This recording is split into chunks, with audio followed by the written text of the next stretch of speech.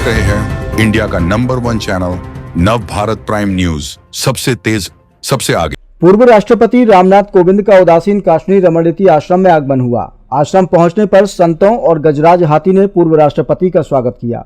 आश्रम के आध्यात्मिक वातावरण में पहुंचकर उन्होंने विभिन्न धार्मिक गतिविधियों में सहभागिता की।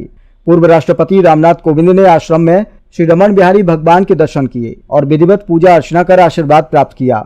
इसके बाद उन्होंने आश्रम में मौजूद गायों को गुड़ खिलाया और गौ सेवा की। इस दौरान पूर्व राष्ट्रपति ने रमणरीति आश्रम के गुरुदेव गुरु शरणानंद जी महाराज के दर्शन कर उनका आशीर्वाद दिया।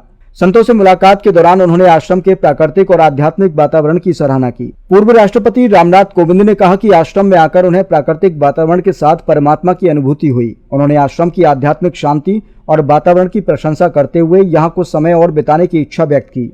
उन्होंने आश्रम में 3 से 4 दिन प्रवास करने की इच्छा भी जाहिर की। गुरु शरणानंद जी महाराज के दर्शन के बाद पूर्व राष्ट्रपति ने भावपूर्ण शब्दों में कहा कि उनके दर्शन करके वह स्वयं को धन्य महसूस कर रहे हैं। पूर्व राष्ट्रपति के आगमन को लेकर आश्रम में संतों और श्रद्धालुओं में उत्साह का माहौल रहा। इस दौरान आश्रम परिसर में धार्मिक और आध्यात्मिक वातावरण भी बना रहा।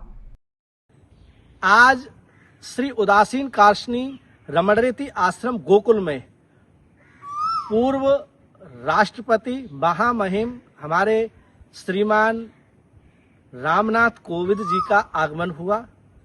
दिव्य गजराज के द्वारा उनका परंपरागत जैसे ऋषियों की परंपरा है और राष्ट्र के सर्वोच्च पद पर विराजमान हमारे राष्ट्रपति रहे हैं रामनाथ कोविंद जी, तो उनका दिव्य गजराज के द्वारा स्वागत, संतों के द्वारा स्वागत किया और गायों को गुड़ उन्होंने खिलाया। श्री रमण बिहारी भगवान के दर्शन किए और सदगुरुदेव भगवान के साथ उनकी वार्ता हुई और उनके दर्शन किए।